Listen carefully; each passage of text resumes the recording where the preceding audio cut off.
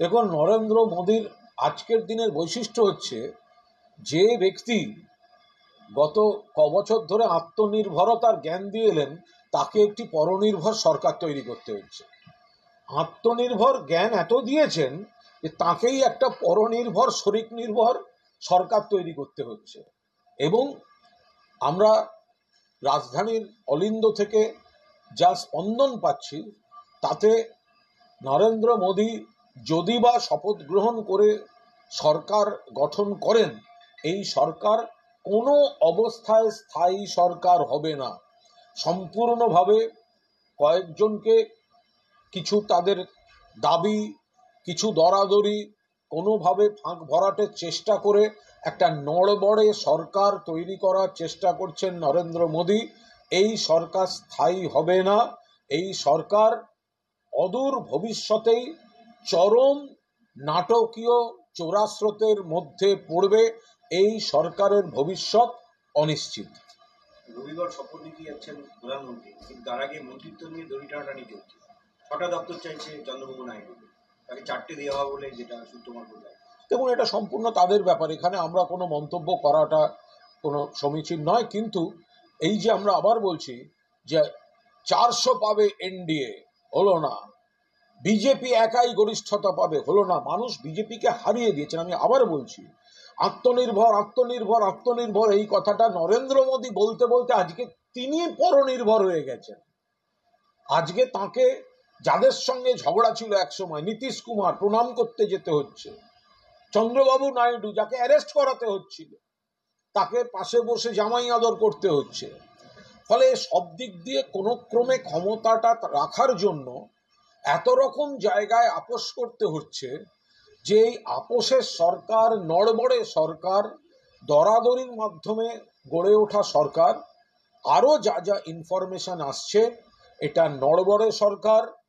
এই সরকার কয়েকদিনের মধ্যেই নাটকীয় চোরাস্রোতের মধ্যে পড়তে চলেছে।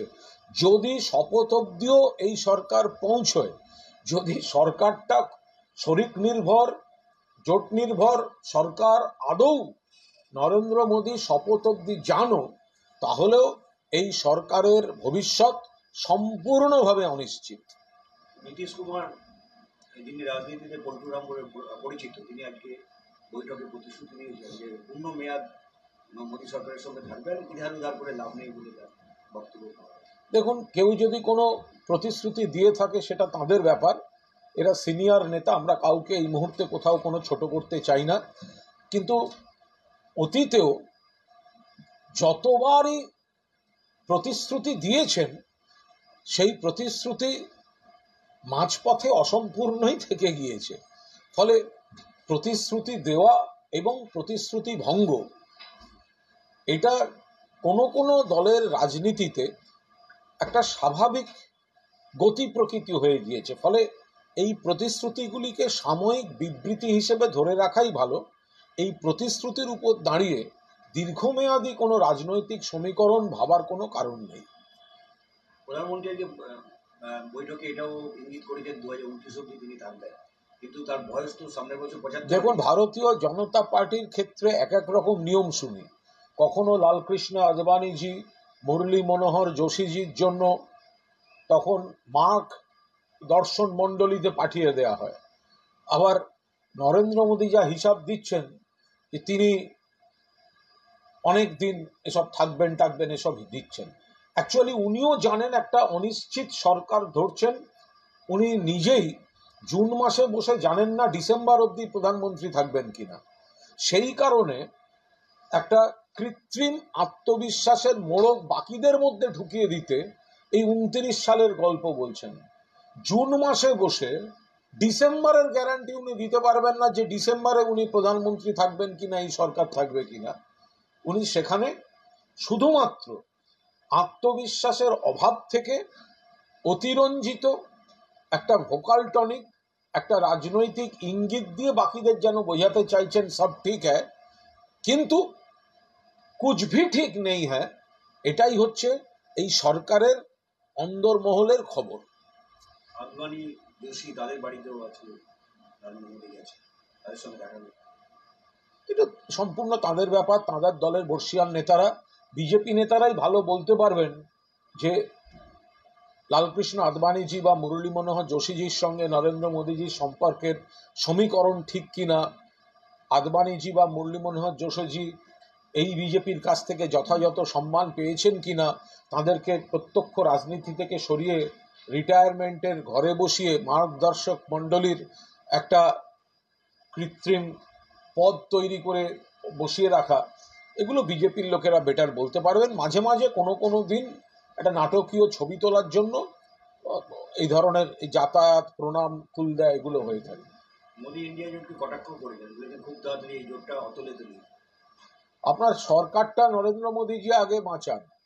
নরেন্দ্র মোদীজির পূর্বাভাস মিলছে না, নরেন্দ্র মোদীজির জ্যোতিষ ফেল করছে।